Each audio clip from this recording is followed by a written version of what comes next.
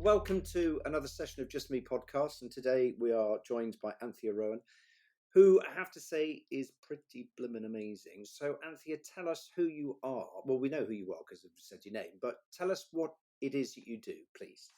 I'm a writer, Sid, and I write a lot about mental health, but even more than that, I write about brain health. My mum suffered with Alzheimer's, died with Alzheimer's 18 months ago. And during the course of her illness, I'm a journalist anyway, and I find it easier to process difficult stuff if I ask questions about it and if I understand it. It seems to be less intimidating the more I know about it. In the course of her illness, I was writing anyway, and I started to be very puzzled by some of the things that presented in her Alzheimer's. Some things are very frightening, some things are very confusing, some things are very alienating. She forgot who I was. But the more I wrote about it, the more I became aware not only of my own huge gaps in knowledge about dementia, but also the huge gaps in everybody's knowledge. It's so misunderstood on so many levels. How why it happens, that it is not an inevitable consequence of age, that it's not merely about forgetting. It's so much bigger than that, and it's so much worse than that. And it kept me going at a very difficult time. Writing about it helped me to process it, and that's what kept me going. And yeah, and it keeps me going because I continue to find that there just is not enough conversation around dementia. There's a lot of talk about it, but there's not a lot of talk about the things that we can do, or that it is just much more unwieldy than you're led to believe. I thought she might just forget a few things, but no, it's much more than that. And how did you get into being a journalist? Where did life start for you? Because you're now in Africa, in Kenya, you told me. I was actually born in Africa, Sid. I was born in Africa. I was educated in the UK, and I lived in the UK for a long while, and then came back to Africa when I got married. It's I don't have any qualifications or any degrees, so it's quite difficult to work in some countries without those because you're not eligible for a work permit. So when my youngest child went off to nursery, I was a bit left sort of slightly high and dry. I didn't really know what to do with myself. And a friend of mine said to me, "You've always liked writing. Write for these guys. They'll take any old rubbish." so, Yeah, brilliant. so I did write for these guys, and I was. It was immensely gratifying to see my name in print, even if it was in any old rubbish. It was, of course, gratifying to earn something from it, and I just became determined to develop my that writing career. So I was hell bent on having a piece published in the Times. So I pitched an idea to an editor on the Times who was quite fierce, but also obviously very kind, and must have seen some merit in my idea or something, because she sort of nurtured me over several years. And so I sort of had this lucky, accidental sort of apprenticeship by virtue of this editor on the Times. And I've been doing it for about 25 years now. Wow. And was it something that I mean, did you like words and writing when you were at school, when you were younger? Did Yes. you like to read? Yes, Okay. yes. I always read a lot. I was read to a lot by my mother. Our home was always full of books, and my grandmother was the same. Loved books, collected clippings out of newspapers, had scrapbooks stuffed full of these clippings that she had hoarded over decades. I'm of a generation that grew up with letters. I went to boarding school, so that was our link to home was receiving letters. So yeah, Wow. words have always been very important to me. How lovely. So your writing obviously can go anywhere. Yes, yes. So what does your husband do and what do you do when you're in Africa? Because you can't be writing all the time.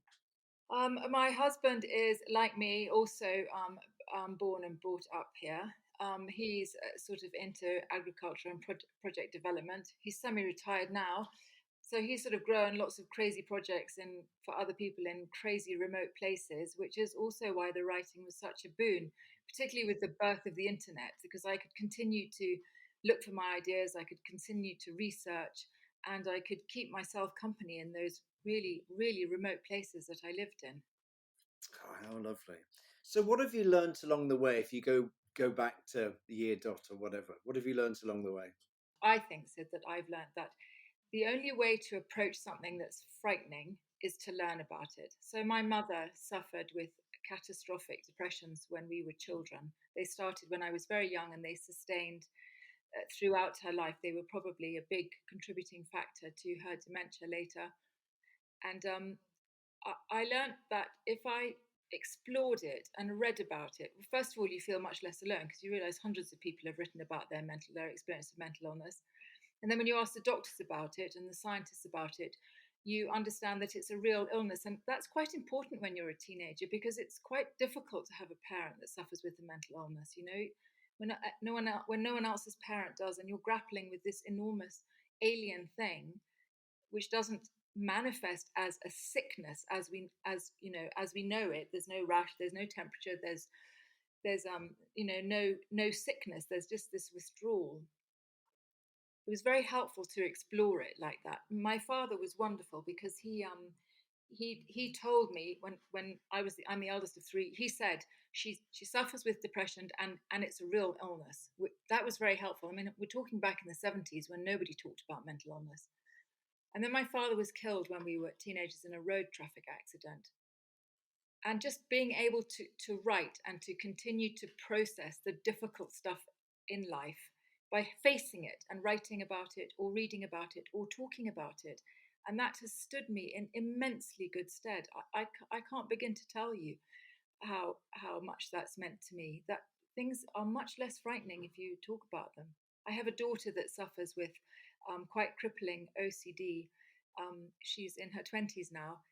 And I think that I've imparted the same trust to her that if she talks about it, it will get smaller.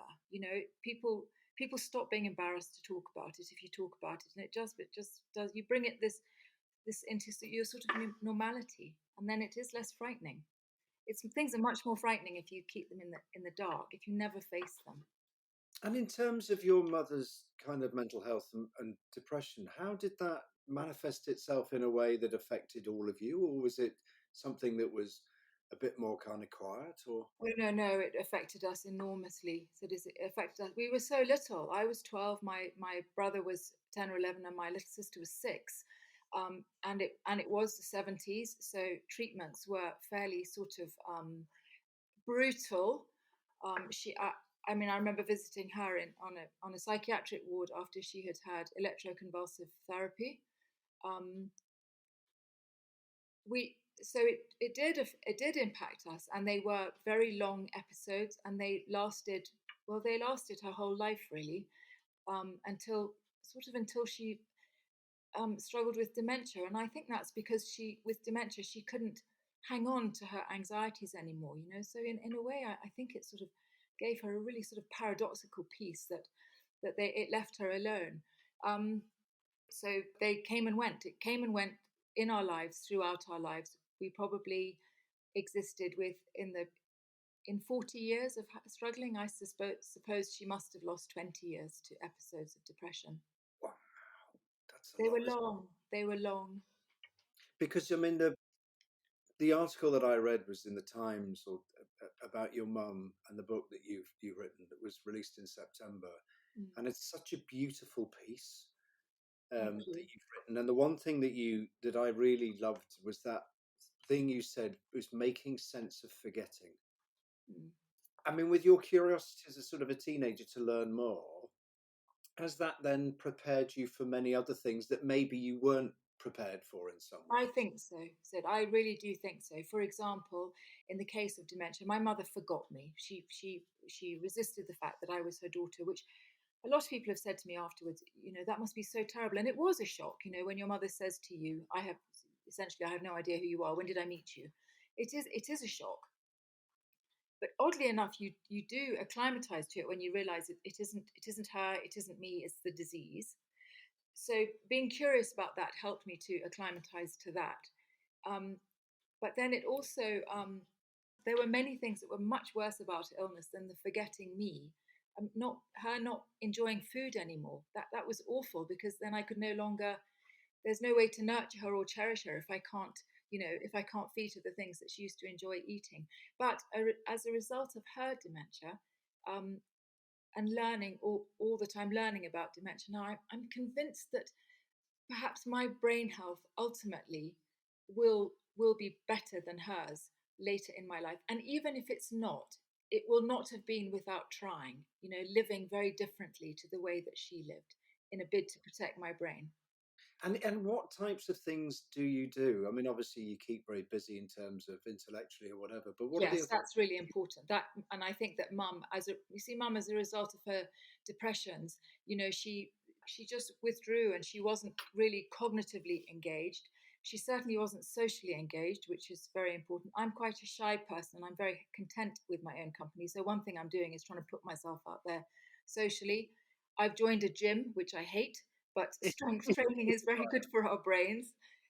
My mum was quite physically inactive, and that probably contributed to her stroke, which no doubt hastened or exacerbated her cognitive decline into dementia. A doctor said to me her stroke would have wiped out the last of the cognitive reserve that might have protected her in her final years. So I keep very active. I keep very cognitively and socially engaged.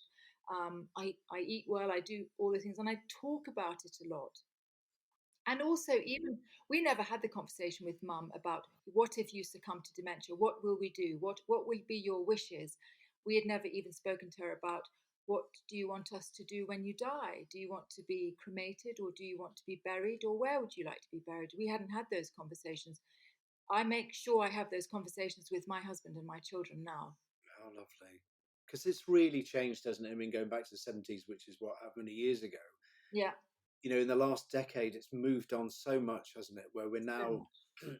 with great writers like yourselves, we're talking about it, we're discussing it, we're being curious about it. We may not have the answers, but at least we're starting to probe and ask, aren't Yes, but I mean, things like death, I mean, that's going to come to us all. That's inevitable. But we don't talk about it. In the final days of my mum's life, I had conversations with the palliative care doctor, Catherine Mannix, crazy late night conversations, because I didn't really know how to accompany somebody in death. And I felt foolish and a failure for not having considered it before. But she said to me, even people whose parents are in their 90s or nearly 100 don't have this conversation. They just won't face it, because they say, oh, they'll go on forever. But nobody goes on forever. You need to have these conversations, otherwise when it comes, it's far more difficult to deal with, or you don't know what to do. What was that person's wishes?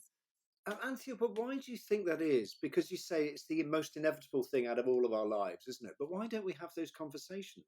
I think we're just frightened, Sid. I think that we think that if we have those conversations, we tempt an event into being. Yeah, It's like maybe. tempting fate, isn't it? Yeah, maybe. Yeah, maybe. So, what and who has helped you along the way? Um, well, right from the outset, my father, when Mum got Brilliant. sick, he encouraged me. Depression is just another illness. Wow. Which was, when I think back now, a man in the 70s, way ahead of his time, to have had those conversations, to have sat down with me as the eldest of three and spoken to me about mum in hospital. Ring mum's friends, he said, and get them to go and see her. He really normalized it, which I think was brave, and I think it was just so sort of far reaching in terms of his time. So dad was amazing. I think I got married very young. I think my husband, because he's always been immensely supportive of anything I do, and particularly my writing. Mm, And then I think just having children that are prepared to have these conversations with me. mm, that's so lovely. And what do you think the obstacles have been that have either helped or hindered you along the way? I mean, you've taken great learning, haven't you, from your mum? Mm, I mean, yeah, that piece in the Times is beautiful. I mean, it really thank is. you. But the thing that I liked was the questions you were asking of yourself, but also of the situation as well, Mm, which I mm. think was really lovely. I think I can really answer that very clearly. I think the things that have hindered me are my mother's illness, and paradoxically, they're also the things that have helped me, because they have changed me. They have brought about my writing. So with mum's depressions, for example, I could somehow kind of work out why. I mean, it's never anybody's fault when they suffer with a mental illness. But I think that the fact that mum didn't have or didn't do certain things probably exacerbated the severity of her episodes of mental illness. So she didn't work. That was why I started writing when my youngest went to school. I was always determined to work. So I've always worked. I work for myself, which is wonderful because I'm on my own time clock. So I've always worked. Um, I've always kept fit. I think that when she had her stroke, the doctors said, I said, why did she have a stroke? She didn't suffer with arrhythmia. She didn't have high cholesterol. She didn't have high blood pressure. And they said to me, her neurologist said to me, she sat too still for too long because she'd been in an episode of depression for months and months and months and just sort of sat curled in a chair. He said, and she didn't move. She probably didn't drink enough water. He said a clot formed in her legs and caused her stroke. And her stroke caused a condition called pure alexia, where she lost her ability to read, which was dreadful for mum because she was a voracious reader. She was a very intelligent woman. So I keep fit. I'm determined not to have a stroke. And then, like I said, this learning about brain health. So it's very strange that the things which were worst in mum's life and which absolutely at some point I suppose would have hindered me, maybe I would have done different things if my mum had been a different person. But I'm not sorry that she was my mother, and I'm not sorry that I've done the things that I have done. So it's quite a conflict, isn't it? Mm. And do you think when you forget something, are you really aware of that? Has it Right. created awareness? And I also with am. as well, yeah. I am, Sid, because we all, I think when you get to sort of like your 50s or 60s, you do start to be, oh, heavens, is this my brain going? Yeah. But a doctor I spoke to for a piece I was researching gave me a great analogy. He said, if you go to the shopping mall and you come out and you have a momentary lapse about, where did I park the car?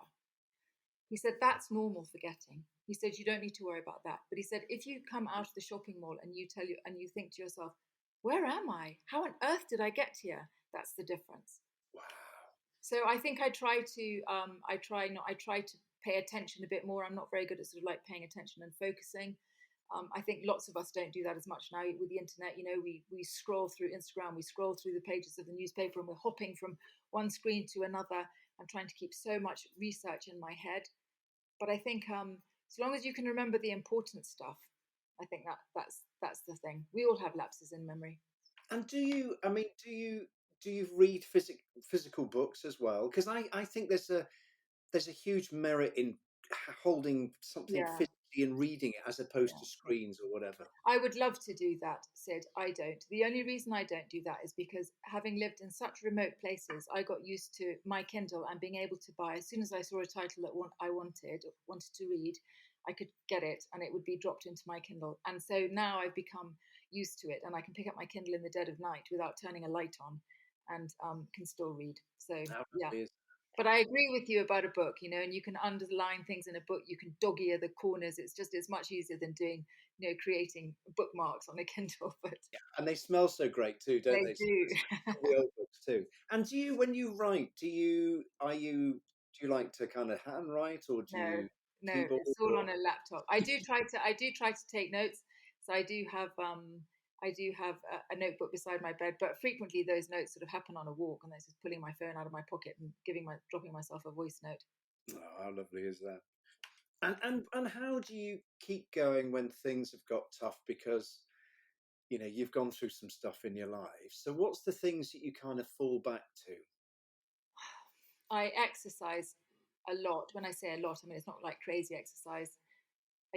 Once upon a time, I used to have a swimming pool. I used to find getting into that pool and just ploughing up and down until the worry went away or the endorphins kicked in or something. Um, Now I walk. I live in a place where I don't have a pool. I walk hard and fast, and sort of the worry goes away.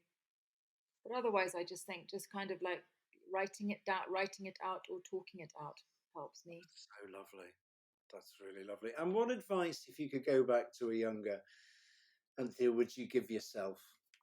I think I would tell myself it's going to be okay. It's actually all going to be okay.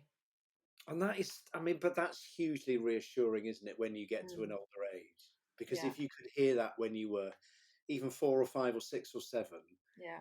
I think what also helped me so much, though, Sid, my two siblings and I have gone through precisely the same as me in life. And when you always have someone that's going to have your back, and that you don't have to explain any of that to, they're my greatest champions. They just always, we're such a tight little crew, even though we live all over, none of us live close to each other. But I think you never have to explain what something feels like. You never have to explain what serious mental illness feels like, or what dementia feels like, because that other person knows. And I think that makes a difference. You can talk to them so honestly. That's so lovely. And what advice would you give to others? I would say, I would say, look after your brain. I would say we don't look after our brains. We can see how fat we are, or we can see if Yeah. our muscles are getting a bit lax, or our doctors can tell us if our cholesterol is too high, or our blood pressure is too high, or our blood sugar is too high. But no one's looking inside our heads to tell us about our brain. So we've got to be mindful of that. I mean, everybody in my family says I'm a real bore. I really nag them about their brains. But I think, yeah, look after yourself and look after your brains. I love that. And what's the legacy that you would like to leave behind to others? I think just exactly that, Sid. I think if the stuff that I write makes one more person think about their own brain, but also what dementia involves and what that sufferer might be going through. They haven't just forgotten. There's a whole kind of twilight world that they live in, where they fictionalize so much, and it must be terrifying. So I would really like to bring to demystify and destigmatize dementia. Yeah, because one of the quotes that I read was that it's really lovely. You said it's the skewed logic in trying to make sense of the forgetting. Mm, yeah, And that is, and in a way, you can kind of get that, can't you? As a kind of somebody's getting older, there are moments, as you say, where you forget about, where the car is. But as the doctor said to you, if you mm, forget why you're there, or where you are, then yeah. that's completely different, And isn't it? they stuff where the facts have gone. They stuff it with some crazy fiction, and the advice is you just go along with the fiction. You just kind of enter this fictional world that they have developed, because then you're not going to bring them back to your normality. So you need to kind of go with them to make their lives a little more peaceful. Wow. And how do you see the magic in yourself, the magic that you bring to people? Obviously, your writing is brilliant, but what other the things that you do that helps other people? I think I'm reasonably good at listening. I think people need to offload, and they always need a listener. I don't always think people are very good at listening. I'm good at that because I ask the questions, and then people just get going and talk, and I think I'm quite kind. I think that's a really sort of underrated. I think that's kind of an underrated thing. It's sort of an old-fashioned little word, isn't it? But it's such a big thing to be kind. I think, yeah, And do you think your kind of inquisitive side and the kind of the listening side, do you think that's something that you kind of learned through your career as a journalist and a writer? I think so, yes. But I also think that my mother was exactly those things. My mum was incredibly curious, and she read a lot, and that's where I think it was so sad that depression stole her curiosity when she was unwell, and then dementia took what was left of it. But she was a curious person, and she encouraged us to be curious. When we were children and there was no internet, she had one of those enormous sets of the very old-fashioned blue encyclopedia, and if she didn't have the answer, we were told to go and find the answer in the encyclopedia. So we were encouraged from when we were very little. Always look it up, she said. Let's look it up. But we did that, but it's all gone now, hasn't it? Yeah, Those was it Britannica, Encyclopedia Britannica, exactly, whatever they were, exactly. and you could get the leather bound versions, Yeah, could you, when you go through them. I think it was probably like a special offer on Reader's Digest or something like Yeah, that. yeah, yeah, yeah, yeah. And in terms of you, what's your fizzy pop moment that you kind of really something gets you really excited? I had one of those yesterday when I sent a pitch to an editor, and she came back almost immediately. And it was just such a good piece to write. It was such a good piece to write. And then when you've written your sort of 1,500 words, and you've got to whittle it down to about 900 words, and you've got all that sort of shaving and whittling and shaping. I just love that. I feel like I've made something. I mean, it's just words on a page, but it just brings me that playing with words brings me so much joy. You know, finding precisely the right word or precisely the right phrase. I just think it's magic. Oh, lovely. And it's so funny because people don't see it, do they? But I mean, we can all write a long story, but it's writing a shorter story and making it Yeah. really relevant. That's a real craft, isn't it? It's a real challenge. I just love it. It's a real challenge. Say this in this many words. It's funny because my brother, who's very, very clever, used to say to me, "Why do you use 20 words when two will do?" I think he said it to me when we were teenagers. But I think I'm not sure I'm not sure I would use two, but I might use 10 to his two. And in terms of writers that have really kind of have given you that fizzy pop moment over in your life, who might they be? So there are two writers. I was thinking about this. There are two writers that are both sort of share my rather sort of peculiar heritage, where we are not of Africa, but we call Africa home, if you like. One is Peter Godwin, and his latest book is called Exit Wounds, which I love because he also describes his mother's dementia. He is from Zimbabwe and lives between sort of London and New York, mostly, I think now. And the other one is a writer called Alexandra Fuller, who also was from Zimbabwe, which I've never lived in Zimbabwe, but her writing is beautiful, and she now lives in the States as well. And it's just they. I'm always amazed at how well they can describe the continent that I still live in, despite living so far away from it now. So, and they're just beautiful writers. So those are two that I love. That's so lovely. I think the thing that amazes me is that we all get the same 26 letters. And you Yeah. think of all of the words that have been written and love songs, all that kind of stuff. And it's just like, and when you start on a new project, it's like, here's the alphabet. And you kind of go, all right then. Like beads on an abacus, yeah. In a way it is, isn't it? And it's just like, it's amazing. And if you could use just one word to describe yourself, what would that be? Tenacious. Most definitely tenacious, yeah. Wow, that's really lovely. And in terms of, the future, what's the future hold for you? What projects are you working on and things that you're doing? Well, I'm still doing a massive writing about dementia. I'm thinking about another book about it. I'm thinking about another book about it. Maybe more about what we can do ourselves. I read so many scientific papers, and a lot of the books about how to prevent dementia are written by brilliant doctors and brilliant scientists. But sometimes just that can be a little intimidating, and the language can become a little intimidating. So in my first book, I tried to demystify a lot of the language, and I think I'd like to do that. So I'm going to keep working in this sphere for now. Oh, lovely. Well, it's been amazing to meet you. And it's so funny because I read that article however many months ago and I thought, well, I wonder if I could ever get a podcast with Anthea, and here you are. Oh, thank you very much, Sid. How kind. It's lovely. It's been lovely talking to you. Thank you. Thank you very much. Not at all.